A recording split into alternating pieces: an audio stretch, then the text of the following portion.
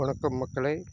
இன்றைக்கி பார்த்துருக்கிற ஃபீல்டு பார்த்திங்கன்னா முழுக்க முழுக்க குண்டு மிளகா போட்டிருக்கிறாங்க. பார்த்திங்கன்னா எல்லாமே முரணை தாக்கி இருக்குது.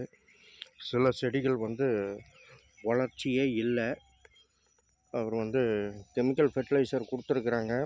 எந்த ஒரு ரிசல்ட்டும் இது வரைக்கும் அவங்களால எடுக்க முடியல. காரணம் மண்ணில் சத்துக்களே இல்லை.